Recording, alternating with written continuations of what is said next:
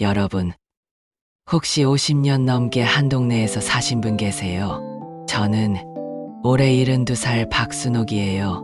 서울 종로구 창신동에서만 50년째 살고 있죠.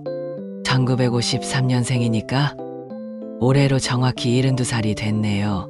창신초등학교 1960년에 입학했으니까 벌써 65년 전 일이에요.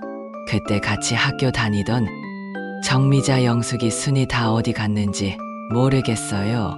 지난주에 우리 아파트에서 정말 기가 막힌 일이 있었어요.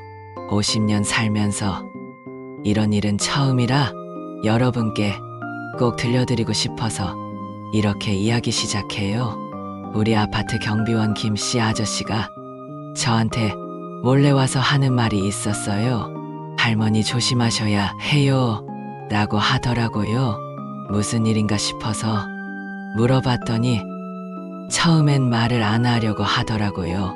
그러다가 제가 계속 물어보니까 결국 입을 열었어요. 옆집 302호 얘기였어요. 302호에는 작년에 이사 온 젊은 부부가 살고 있었거든요. 남편은 40대 초반, 부인은 30대 후반으로 보였어요. 처음 이사 왔을 때는 정말 예의 바르고 친절했어요. 떡도 돌리고 인사도 90도로 꾸벅꾸벅 하고요. 저는 그 집 부부가 참 마음에 들었어요. 요즘 젊은 사람들이 어르신들한테 그렇게 예의 바른 경우가 드물잖아요. 그런데 경비원 김씨가 하는 말이 그 집이 이상하다는 거예요. 밤마다 사람들이 드나든다는 거예요. 처음엔 저도 믿지 않았어요. 그렇게 예의 바른 사람들이 뭘 어쨌다는 건가 싶었죠. 하지만 경비원 김씨가 CCTV에 다 찍혀 있다고 하더라고요. 매일 밤 10시부터 새벽 2시까지 낯선 사람들이 계속 드나든다는 거예요. 한두 명도 아니고 매일 서너 명씩 들어갔다 나온다는 거예요. 저는 그날 밤부터 잠이 안 왔어요. 우리 집이 바로 옆집이잖아요. 혹시 무슨 위험한 일이라도 생기면 어쩌나 싶어서요. 그래서 다음 날 아침에 용기를 내서 302호 초인종을 눌렀어요. 부인이 나왔는데 평소처럼 밝게 웃으며 인사를 하더라고요. 할머니, 안녕하세요. 무슨 일이세요? 저는 조심스럽게 물어봤어요. 밤에 시끄럽지는 않으세요? 제가 귀가 어두워서 잘 모르겠는데 혹시 파티라도 하시나요? 그랬더니 부인이 깜짝 놀라면서 아니에요. 할머니, 저희는 조용히 지내요 라고 하더라고요. 표정이 너무 자연스러워서 저도 의심이 들면서도 그냥 돌아왔어요. 그런데 그날 밤이었어요. 정말로 현관문 여닫는 소리가 들리더라고요. 저는 숨을 죽이고 현관문 구멍으로 밖을 내다봤어요. 정말이지 낯선 남자 2명이 302호로 들어가는 게 보였어요. 가슴이 쿵쾅쿵쾅 뛰었어요. 이게 뭔가 싶어서요. 다음 날 아침 일찍 경비실로 내려갔어요. 김씨 아저씨한테 어젯밤에도 봤다고 했더니 아저씨가 한숨을 쉬더라고요. 할머니, 사실은 관리사무소에도 신고가 들어왔어요. 다른 층 주민들도 이상하다고 신고를 했대요. 그래서 관리소장이 직접 302호를 방문했다는 거예요. 그런데 아무 문제 없다고 하더래요. 합법적인 사업을 하는 거라고요. 저는 도대체 무슨 사업을 밤에 하는지 궁금했어요. 그래서 며칠 동안 계속 관찰을 했어요. 낮에는 정말 조용했어요. 부부가 평범하게 출퇴근하고 장보고 그랬어요. 하지만 밤 10시만 되면 사람들이 하나둘씩 모여들기 시작했어요. 어떤 날은 정장 입은 사람들이 오고 어떤 날은 캐주얼한 차림의 젊은 사람들이 왔어요. 도대체 뭘 하는 건지 알 수가 없었어요. 그러던 어느 날이었어요. 우연히 엘리베이터에서 302호 남편을 만났어요. 저는 용기를 내서 물어봤어요. 요즘 밤에 손님이 많이 오시는 것 같던데 무슨 일 하세요? 그랬더니 남편이 씩 웃으면서 말하더라고요. 할머니 걱정 마세요. 저희는 온라인 쇼핑몰을 운영해요. 밤에 포장 작업을 하는 거예요. 직원들이 와서 도와주는 거고요. 아, 그렇구나 싶으면서도 뭔가 이상했어요. 포장 작업을 하는데 왜 그렇게 조용한지 박스 소리나 테이프 소리가 전혀 안 들렸거든요. 그래서 저는 우리 큰아들한테 전화를 했어요. 아들아, 옆집에서 온라인 쇼핑몰을 한다는데 밤에 포장 작업을 한대. 그게 맞는 얘기니? 아들이 그러더라고요. 엄마, 요즘은 그런 경우도 있어요. 낮에는 주문받고 밤에 포장해서 새벽에 택배 보내는 곳들이 있대요. 그래도 이상하면 경찰에 신고하세요. 저는 일단 더 지켜보기로 했어요. 그런데 며칠 후에 결정적인 장면을 목격했어요. 새벽 2시쯤이었어요. 화장실을 가려고 일어났다가 현관문 밖에서 소곤거리는 소리가 들렸어요. 조심스럽게 구멍으로 내다봤더니 302호 부인이 누군가에게 봉투를 건네주고 있었어요. 두툼한 봉투였어요. 받는 사람은 검은 옷을 입은 남자였어요. 그 남자가 봉투를 받아서 주머니에 넣고는 급하게 계단으로 내려갔어요.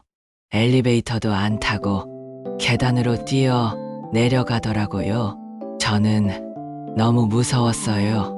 이건 분명히 수상한 거래 같았거든요. 다음 날 아침 저는 경찰서에 전화를 했어요. 사실대로 다 얘기했어요. 경찰이 와서 조사를 하겠다고 했어요. 그런데 오후에 경찰이 왔다 갔는데 아무 문제 없다고 하더라고요. 정식으로 사업자 등록을 한 온라인 쇼핑몰이 맞대요. 밤에 일하는 건 택배비 절감을 위해서래요. 새벽 배송을 하려면 밤에 포장을 해야 한대요. 저는 그래도 뭔가 찜찜했어요. 그 두툼한 봉투는 뭐였을까요? 경찰이 가고 나서 302호 부인이 우리 집에 찾아왔어요. 할머니, 저희 때문에 걱정 많이 하셨죠? 죄송해요. 앞으로는 좀 더 조용히 하겠습니다. 그러면서 과일 박스를 하나 주고 갔어요. 저는 미안한 마음이 들었어요. 괜히 의심했나 싶어서요. 그런데 그날 밤이었어요. 정말 충격적인 일이 벌어졌어요. 밤 11시쯤 갑자기 우리 집 초인종이 울렸어요. 이 시간에 누가 왔나 싶어서 인터폰을 봤더니 302호 남편이었어요. 할머니 죄송한데 잠깐 나와주실 수 있으세요? 급한 일이 있어서요. 저는 불안했지만 문을 열고 나갔어요. 그런데 남편의 표정이 심상치 않았어요. 할머니, 사실 저희가 하는 일이 있는데요. 할머니도 돈 좀 버실 생각 없으세요? 저는 깜짝 놀랐어요. 무슨 돈을 번다는 건지. 남편이 조심스럽게 말을 이었어요.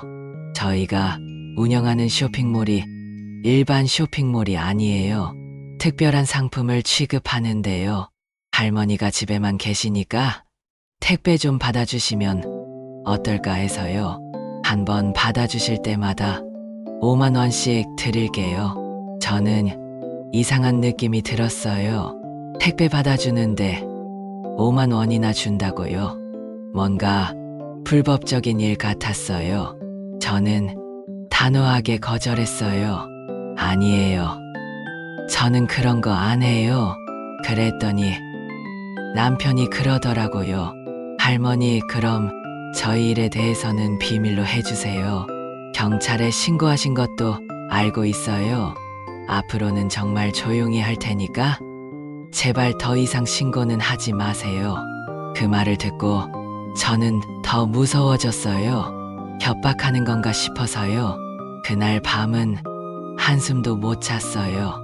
혹시 무슨 일이라도 생기면 어쩌나 싶어서요. 다음 날 아침 일찍 큰아들한테 전화했어요. 아들아, 엄마 좀 무서워. 옆집이 이상해. 아들이 바로 와서 302호를 찾아갔어요. 무슨 얘기를 했는지 30분 만에 나왔어요. 엄마, 걱정 마세요. 제가 다 해결했어요. 그 집은 곧 이사 갈 거예요. 정말로 일주일 후에 302호는 이사를 갔어요. 짐도 별로 없었어요. 트럭 한 대에 다 실어서 갔어요. 이사 가는 날 부인이 우리 집에 와서 인사를 했어요. 할머니, 그동안 감사했습니다. 죄송한 일이 많았네요. 저는 묻고 싶은 게 많았지만 참았어요. 그냥 잘 가라고만 했어요. 302호가 이사 간 후에 경비원 김 씨가 저한테 와서 말했어요. 할머니, 그 집이 뭘 했는지 아세요? 저는 궁금해서 물어봤어요. 뭘 했는데요? 김 씨 아저씨가 조심스럽게 말했어요. 불법 도박 사이트를 운영했대요. 온라인 쇼핑몰은 위장이었고요. 실제로는 도박 사이트 운영하면서 돈을 주고받았대요. 밤에 오는 사람들은 도박하는 사람들이었고요. 저는 정말 놀랐어요. 그런 위험한 일을 우리 옆집에서 했다니, 만약 경찰이 급습이라도 했으면 우리까지 피해를 봤을 거예요. 김 씨 아저씨가 또 말했어요. 사실 관리소장도 알고 있었대요. 그 집에서 관리소장한테 매달 돈을 줬대요. 그래서 신고가 들어와도 묵인했던 거래요. 저는 정말 화가 났어요. 50년 동안 이 동네에서 살면서 이런 일은 처음이었어요. 예전 창신동은 이런 동네가 아니었는데 1970년대만 해도 우리 동네는 정말 인심 좋은 동네였어요. 그때는 집집마다 대문도 안 잠그고 살았어요. 이웃끼리 김치도 나눠 먹고 반찬도 나눠 먹고, 애들은 골목에서 같이 놀고 어른들은 모여서 화투도 치고 그랬어요. 저는 1975년에 첫 직장을 다녔는데 월급이 8만 원이었어요. 그 돈으로도 충분히 살 수 있었어요. 쌀 한 가마니가 10,000원이었으니까요. 1980년대에 창신동으로 이사 왔을 때만 해도 좋았어요. 집값도 싸고 교통도 편하고 시장도 가깝고 병원도 가깝고 무엇보다 이웃들이 다 좋은 사람들이었어요. 그런데 언제부턴가 동네가 변하기 시작했어요. 옛날 이웃들은 다 떠나고 새로운 사람들이 들어왔어요. 젊은 사람들은 인사도 안 하고 옆집에 누가 사는지도 모르고 그저 각자 살기 바쁜 세상이 됐어요. 저는 가끔 옛날이 그리워요. 정미자, 영숙이 순이랑 같이 놀던 때가요. 우리는 창신초등학교 같은 반이었어요. 1960년에 입학해서 1966년에 졸업했죠. 그때는 한 반에 60명씩 있었어요. 교실이 얼마나 빽빽했는지 책상 사이로 겨우 지나다닐 정도였어요. 점심시간에는 도시락 까먹으면서 서로 반찬 바꿔 먹고 그랬어요. 정미자는 항상 계란말이를 싸왔어요. 영숙이는 김치볶음을 잘 만들어 왔고요. 순이는 멸치볶음을 싸왔어요. 저는 시금치나물을 주로 싸갔죠. 그때는 다 가난했지만 행복했어요. 서로 나눠 먹고 도와주고 힘든 일 있으면 같이 울어주고 좋은 일 있으면 같이 웃어주고 지금은 그런 정이 없어요. 옆집에서 뭘 하든 관심도 없고 그저 피해만 안 주면 된다는 식이에요. 담배기호 사건 이후로 저는 더 조심스러워졌어요. 새로 이사 오는 사람들을 보면 의심부터 들어요. 혹시 또 이상한 사람들은 아닐까? 예전 같으면 떡이라도 해서 돌렸을 텐데 이제는 그럴 마음도 안 들어요. 새로 302호에 입주한 가족은 40대 부부의 중학생 아들이 하나 있어요. 이사 온 지 한 달이 됐는데 아직 제대로 인사도 못했어요. 엘리베이터에서 만나면 그저 목례만 하고 지나가요. 저도 먼저 말 걸기가 조심스러워요. 혹시 또 무슨 일이 생길까 봐요. 이렇게 살다 보니 외로워요. 남편은 5년 전에 먼저 갔어요. 공무원 연금 185만 원 나오는 거로 근근히 살아요. 저는 기초연금 32만 원 받아요. 합쳐서 217만 원인데 관리비 15만 원 내고 식비로 40만 원 쓰고 병원비로 25만 원 나가고 큰아들한테 용돈 50만 원 주고 나면 남는 게 별로 없어요. 작은 딸한테는 명절 때마다 100만 원씩 주는데 그것도 부담스러워요. 무릎이 안 좋아서 3년 전부터 주사 맞고 있어요. 퇴행성관절염이래요. 계단 오르내리기가 힘들어서 엘리베이터 있는 아파트로 이사 가고 싶은데 돈이 없어서 못 가요. 혈압약 아모디핀 옹 매일 먹어요. 당뇨약 메트포르민 500도 먹어요.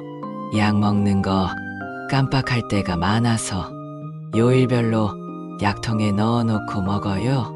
눈도 침침해져서 돋보기 없으면 신문도 못 읽어요. 귀도 어두워져서 보청기 해야 하나 고민 중이에요. 그래도 복지관 다니면서 버티고 있어요. 매주 화요일 목요일은 노래교실 가요. 월수금은 실버요가 해요. 거기서 만나는 친구들이 있어서 다행이에요. 다들 저처럼 70대 80대예요. 서로 아픈데 얘기하고 자식 자랑하고 손주 자랑하고 그러면서 시간 보내요. 요즘은 유튜브도 봐요. 트로트 가수 노래 듣고 건강 정보도 찾아보고 그런데 이모티콘 같은 건 어려워서 못해요. 카카오톡은 겨우 해요. 자식들이랑 연락할 때 쓰는데 글씨 크게 해놓고 봐요. 온라인 쇼핑도 가끔 해요. 쿠팡에서 휴지나 세제 같은 거 주문해요. 그런데 아직 서툴러서 딸이 도와줘요. 작년에 평택에 있는 실버타운 견학 갔었어요. 시설은 좋더라고요. 식당도 있고 병원도 있고 운동시설도 있고 그런데 한 달에 300만 원씩 낸대요. 저같이 돈 없는 사람은 꿈도 못 꿔요. 그래서 장기요양보험 등급 받으려고 준비 중이에요. 등급 받으면 요양보호사 도움받을 수 있대요. 집에서 계속 살고 싶어요. 50년 살던 동네를 떠나기 싫어요. 아무리 변했어도 여기가 내 집이에요. 창신동 둘레길 걷는 게 낙이에요. 매일 새벽 6시에 일어나서 30분씩 걸어요. 그 시간에 만나는 사람들이 있어요. 다들 우리 또래예요. 서로 인사하고 안부 묻고 그게 하루의 시작이에요. 아침은 현미밥에 된장국 끓여 먹어요. 반찬은 멸치볶음, 시금치, 나물, 김치 그게 다예요. 점심은 경로당 가서 먹을 때가 많아요. 거기서 화투도 치고 수다도 떨고 그러다 보면 하루가 가요. 저녁은 대충 먹어요. 혼자 먹는 밥이 맛있을 리 없죠. TV 보면서 김밥이나 국수 먹어요. 손자가 중학생인데 할머니보다 게임을 더 좋아해요. 명절에 와도 인사만 하고 방에 들어가서 게임해요. 서운하지만 어쩔 수 없어요. 요즘 애들이 다 그렇다니까요. 손녀는 초등학생인데 학원비 대주고 있어요. 한 달에 50만 원씩 들어요. 그런데 고맙다는 말 한마디 없어요. 당연한 거라고 생각하나 봐요. 며느리하고는 김치 담그는 법 가지고 다퉜어요. 제가 50년 담근 방법이 있는데 며느리는 인터넷에서 본 대로 한대요. 서로 자기 방법이 맞다고 우겨서 결국 각자 담그기로 했어요. 사위는 명절에만 안부 전화해요. 평소에는 연락 한 번 없어요. 딸이 불쌍해서 뭐라 말도 못해요. 이렇게 살다 보면 가끔 허무해요. 내가 뭐 하러 사나 싶어요. 그래도 아직 할 일이 있다고 생각해요. 손주들 결혼식은 봐야죠. 증손주도 보고 싶고요. 그때까지는 건강해야 해요. 그래서 열심히 운동하고 약 먹고 병원 다니고 있어요. 담배기호 사건을 겪고 나서 깨달은 게 있어요. 세상이 변해도 나는 나대로 살아야 한다는 거예요. 남이 뭘 하든 상관없어요. 내 삶에 충실하면 돼요. 의심하고 경계하는 것도 필요하지만 그것 때문에 불안해할 필요는 없어요. 50년 동안 이 동네에서 잘 살아왔잖아요. 앞으로도 잘 살 수 있을 거예요. 젊은 사람들이 이해 안 되는 것도 많아요. 왜 그렇게 바쁘게 사는지, 왜 인사도 안 하는지, 왜 이웃에 관심이 없는지. 하지만 그것도 그들의 삶이에요. 우리 때와는 다른 세상이니까요. 저는 그저 제 방식대로 살래요. 아침에 일어나서 감사하고, 하루 무사히 보낸 것에 감사하고, 잠자리에 들 때 감사하고, 그렇게 살다 보면 언젠가는 정미자도 만나고 영숙이도 만나고 순이도 만나겠죠? 그때 가서 창신동 얘기하면서 웃을 거예요. 50년 살면서 별일 다 겪었다고. 302호 얘기도 하면서 깔깔 웃을 거예요. 그때까지는 건강하게 살아야 해요. 여러분도 건강하세요. 이웃이 이상해도 너무 걱정하지 마세요. 경찰도 있고 법도 있어요. 우리가 할 일은 그저 우리 삶을 사는 거예요. 남 눈치 보지 말고, 남 탓하지 말고, 그저 오늘 하루 감사하며 사는 거예요. 저처럼 72살 먹도록 살다 보면 별일 다 겪어요. 그래도 살만해요. 아직도 걸을 수 있고, 밥 먹을 수 있고, TV 볼 수 있고, 유튜브도 볼 수 있잖아요. 복지관에서 친구들도 만나고, 경로당에서 화투도 치고, 그것만으로도 감사해요. 302호 같은 일이 또 생길 수도 있어요. 하지만 이제는 두렵지 않아요. 50년 살면서 쌓은 경험이 있으니까요. 무슨 일이 생기면 아들한테 연락하고, 경찰에 신고하고, 경비원한테 도움 요청하고, 그렇게 해결하면 돼요. 혼자 끙끙 앓을 필요 없어요. 창신동이 변했다고 해도 아직 좋은 사람들이 더 많아요. 경비원 김씨처럼 저를 걱정해주는 사람도 있고, 복지관 직원들도 친절하고, 병원 간호사들도 잘해주고, 약국 약사님도 친절해요. 그런 사람들이 있어서 살만해요. 저는 앞으로도 창신동에서 살 거예요. 여기가 제 고향이나 마찬가지예요. 1975년부터 이 동네 봤으니까 50년 역사를 다 알고 있어요. 어디에 뭐가 있었고, 누가 살았고, 무슨 일이 있었는지 다 기억해요. 그 기억이 저를 지탱해줘요. 외로울 때 그 기억들을 꺼내봐요. 그러면 혼자가 아닌 것 같아요. 정미자, 영숙이, 순이가 곁에 있는 것 같아요. 남편도 곁에 있는 것 같고요. 그래서 견딜 수 있어요. 302호 사건은 제 인생에서 특별한 경험이었어요. 50년 살면서 처음 겪은 일이니까요. 하지만 그것도 추억이 될 거예요. 나중에 손주들한테 얘기해 줄 거예요. 할머니가 72살 때 이런 일이 있었다고. 그때는 무서웠지만 지금은 괜찮다고. 세상에는 이상한 사람도 있지만 좋은 사람이 더 많다고.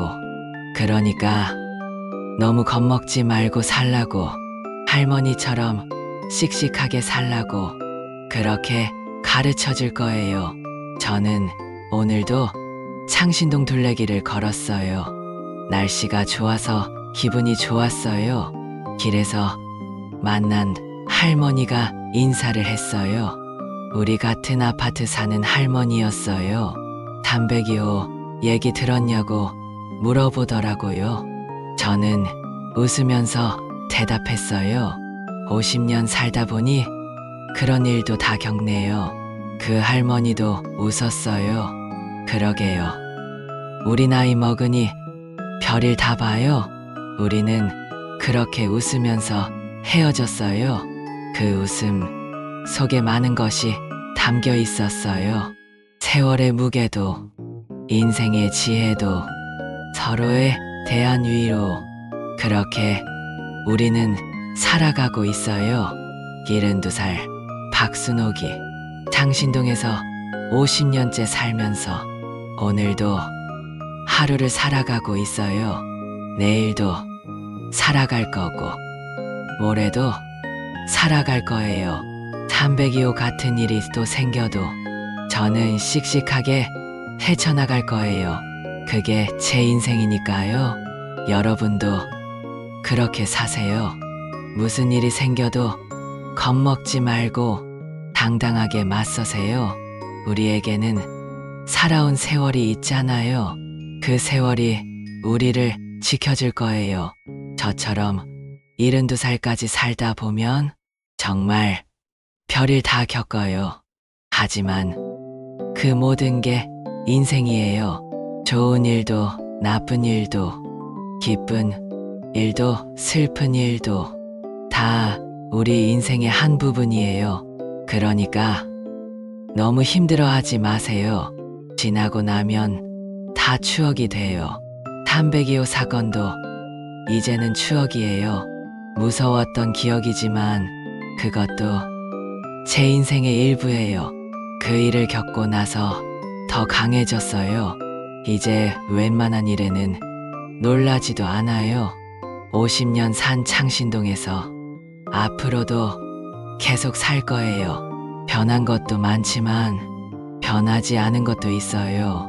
둘레길은 여전히 아름답고 하늘은 여전히 파랗고 계절은 여전히 바뀌고 저는 여전히 살아있어요. 그것만으로도 감사해요. 매일 아침 눈 뜨는 게 감사하고 밥 먹을 수 있는 게 감사하고 걸을 수 있는 게 감사해요. 무릎이 아파도 혈압이 있어도 당뇨가 있어도 그래도 살아있잖아요. 그게 얼마나 감사한 일인지 나이 들어보니 알겠어요. 젊었을 때는 몰랐어요. 건강이 얼마나 소중한지, 이웃이 얼마나 중요한지, 가족이 얼마나 귀한지 이제는 알아요. 그래서 더 감사하며 살아요.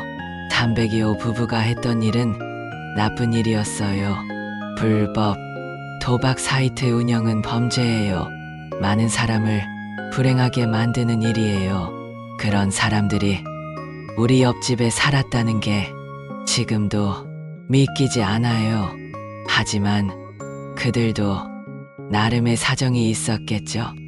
그렇다고 용서하는 건 아니에요. 잘못은 잘못이니까요. 다만 이해하려고 노력할 뿐이에요. 세상에는 여러 사람이 있으니까요.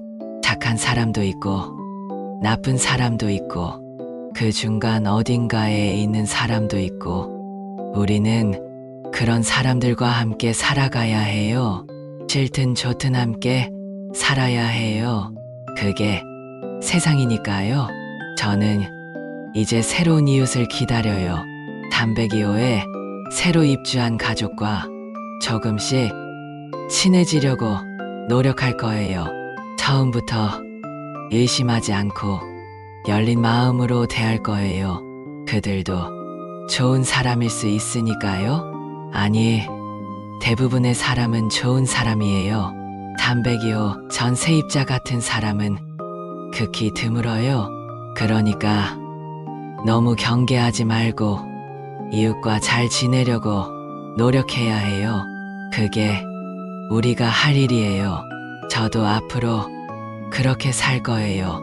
의심보다는 신뢰를, 경계보다는 환대를, 미움보다는 사랑을 그렇게 살다 보면 언젠가는 좋은 이웃을 만날 거예요. 창신동이 다시 옛날처럼 정이 넘치는 동네가 될 거예요. 그날을 기다리며 오늘도 살아요. 72살 박순옥이 창신동에서 50년째 살면서 오늘도 희망을 품고 살아요. 여러분도 희망을 잃지 마세요. 아무리 힘들어도 아무리 외로워도 희망을 잃지 마세요. 내일은 오늘보다 나을 거예요. 담배기호 같은 일은 다시 없을 거예요. 좋은 이웃을 만날 거예요. 행복한 노후를 보낼 거예요. 그렇게 믿고 살아요. 저도 그렇게 믿고 살아요. 50년 전 창신동에 처음 왔을 때 이렇게 오래 살 줄 몰랐어요. 이렇게 많은 일을 겪을 줄도 몰랐고요. 하지만 다 겪고 나니 별것 아니에요. 그저 인생의 한 부분일 뿐이에요. 여러분도 그렇게 생각하세요. 지금 겪는 어려움도 나중에 보면 별것 아닐 거예요. 그저 인생의 한 과정일 뿐이에요. 그러니까 너무 힘들어하지 마세요. 다 지나갈 거예요. 담배기호도 지나갔잖아요. 이사 가고 없잖아요. 새로운 이웃이 왔잖아요. 인생이 그런 거예요. 만남이 있으면 헤어짐이 있고 헤어짐이 있으면 새로운 만남이 있고 그렇게 돌고 도는 게 인생이에요. 저는 이제 그걸 받아들여요. 자연스럽게 받아들이고 화내지 않고 원망하지 않고 그저 오늘에 감사하며 살아요. 그게 72년 살면서 배운 지혜예요. 여러분도 그렇게 사세요. 화내지 마세요. 원망하지 마세요. 감사하세요. 그러면 행복해져요. 저도 그렇게 살면서 행복해졌어요. 담배기호 사건이 있었지만 저는 여전히 행복해요. 창신동에서 50년 살면서 행복한 추억이 더 많으니까요. 불행한 일보다 행복한 일이 더 많았어요. 그걸 기억하며 살아요. 앞으로도 그럴 거예요. 행복한 일이 더 많을 거예요. 그렇게 믿고 살아요. 여러분도 그렇게 믿고 사세요. 우리에게는 아직 시간이 있어요. 72살이어도 아직 할 일이 많아요. 가고 싶은 곳도 많고 만나고 싶은 사람도 많고 하고 싶은 일도 많아요. 그러니까 건강하게 살아야 해요. 오늘도 운동하고 약 잘 먹고 잘 자고 그렇게 살아야 해요. 그래야 내일도 살 수 있어요. 모레도 살 수 있고 1년 후에도 살 수 있고 10년 후에도 살 수 있어요. 저는 82살까지는 살고 싶어요. 손주들 결혼식 보고 증손주 얼굴 보고 그때까지는 살아야죠. 그래서 오늘도 열심히 살아요. 창신동 둘레길 걷고 복지관 가고 경로당 가고 그렇게 하루하루 살아요. 여러분도 그렇게 사세요. 하루하루 충실하게 사세요. 그러다 보면 어느새 우리도 80살, 90살이 될 거예요. 그때 가서 돌아보면 오늘이 그리울 거예요. 72살이 젊었다고 생각할 거예요. 그러니까 오늘을 즐기세요. 지금 이 순간을 즐기세요. 302호 같은 일에 너무 연연하지 마세요. 그런 일은 잊어버리고 좋은 일만 기억하세요. 그래야 행복해요. 저는 이제 302호 얘기는 그만할래요. 충분히 얘기했으니까요. 이제는 새로운 이야기를 만들어 갈 거예요. 새로운 이웃과 새로운 추억을 만들 거예요. 그게 제가 할 일이에요. 72살이어도 할 수 있어요. 아니 72살이니까 더 잘할 수 있어요. 경험이 있으니까요. 지혜가 있으니까요. 여러분도 그래요. 나이가 들수록 지혜로워져요. 그 지혜로 세상을 살아가는 거예요. 302호 같은 일이 생겨도 지혜롭게 대처하는 거예요. 화내지 않고 당황하지 않고 차분하게 해결하는 거예요. 그게 우리 나이에 할 수 있는 일이에요. 젊은 사람들은 못해요. 경험이 없으니까요. 우리는 할 수 있어요. 50년, 60년, 70년 살았으니까요. 그 세월이 우리의 힘이에요. 자산이에요. 그걸 믿고 살아요. 자신감 있게 살아요. 당당하게 살아요. 담배기호 따위에 주눅 들지 말고 씩씩하게 살아요. 그게 우리가 할 일이에요. 창신동 50년 산 박순옥이 여러분께 드리는 말씀이에요. 힘내세요. 용기 내세요. 희망을 가지세요. 그리고 행복하세요. 우리 모두 행복하게 살아요. 그게 가장 중요해요. 이 영상이 마음에 드셨다면 구독과 좋아요를 눌러주세요.